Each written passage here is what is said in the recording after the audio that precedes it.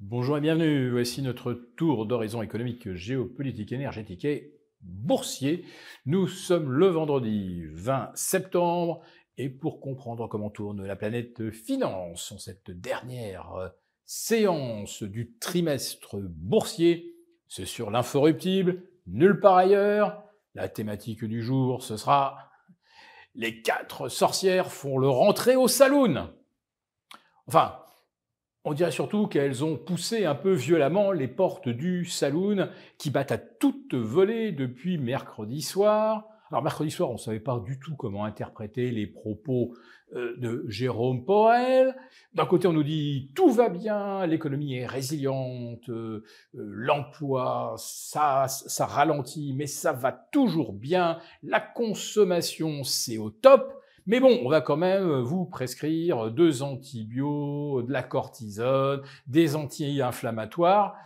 On va dire que le discours paraissait un petit peu contradictoire. Ah, et puis le lendemain, finalement, on a décidé de croire la Fed sur parole. Mais oui, tout va bien et on va nous réduire les taux jusque vers 3,50 à l'horizon 2025. Encore 6 baisses de taux dans les tuyaux. La bourse ne peut que monter. D'ailleurs, elle ne fait que ça depuis presque 18 mois. En réalité, surtout depuis l'automne 2023, où on a commencé à anticiper justement ce pivot de la Fed qui devait arriver en janvier. Et il arrive en septembre, c'est pas grave, c'est 9 mois plus tard. Entre-temps, les marchés auront gagné entre 15 et 20%. Donc, quoi qu'on dise, quel que soit l'état de l'économie, vous allez vous dire, de toute façon, ça monte tout le temps. Ouais.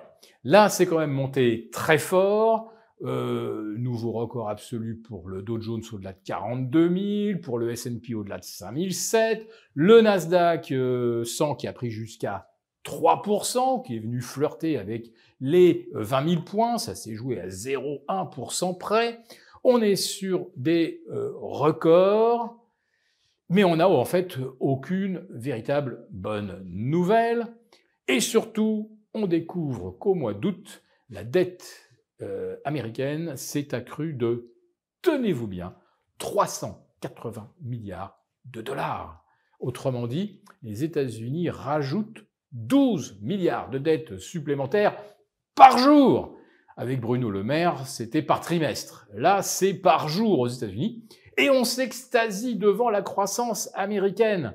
C'est sûr que si on continue au même rythme qu'au mois d'août et qu'on injecte 10% de dettes et de dépenses supplémentaires, c'est pas difficile d'obtenir les fameux 2% de croissance et un emploi qui se maintient un petit peu en lévitation.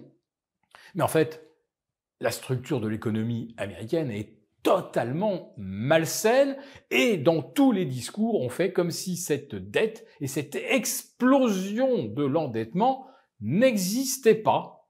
Alors, tout est possible et notamment donc à la veille des 4 sorcières, eh bien, on a littéralement arraché à la hausse les indices boursiers. Hier, on l'avait fait avec le luxe. LVMH, Hermès, plus 3, plus 4%. Et puis aujourd'hui, les portes de saloon, elles battent dans l'autre sens. Ah non, faut pas détenir du luxe. Ah non, les Chinois, ils consomment plus. En Europe, les ventes sont atones. Aux États-Unis, ça ralentit aussi. Mais c'est surtout la Chine qui inquiète. Pourquoi? Eh bien, regardez, en l'espace d'une semaine, profit warning de BMW. C'était donc il y a une semaine. Et aujourd'hui, c'est Mercedes qui, à son tour, dit les grosses berlines allemandes, bien puissantes, bien luxueuses, et ça ne se vend plus en Chine. Et je ne parle même pas du fiasco des voitures électriques avec, tenez-vous bien, un effondrement de moins 70% des ventes de véhicules électriques en Allemagne au mois d'août. Voilà. Donc, l'Allemagne, l'industrie est au tapis, des usines automobiles vont fermer. Pour Volkswagen, ça sera une première depuis 87 ans. On a beaucoup d'industries qui sont complètement au ralenti, notamment la chimie. Bref, l'Allemagne est véritablement en panne, en récession. Et c'est le moment qu'a choisi le DAX pour battre hier un nouveau record absolu. Et comme je le disais hier en conclusion, quand vous avez les paramètres économiques au plus bas et les indices au plus haut, ça sent la planche à billets. Pour vous remercier de votre fidélité, vous pouvez télécharger gratuitement en suivant le lien ci-dessous un guide complet sur l'achat d'or physique qui représente un investissement de choix en période économique incertaine et surtout d'inflation. Merci et à bientôt. Merci beaucoup d'avoir regardé cette vidéo. N'hésitez pas à réagir dans les commentaires ou à liker et partager cette vidéo si le contenu vous a plu. Et pour ne rater aucune de nos prochaines émissions, vous pouvez vous abonner à notre chaîne et activer les notifications. Et pour plus de contenu, n'oubliez pas que le dernier rapport rédigé par nos experts est accessible en cliquant sur le lien de description.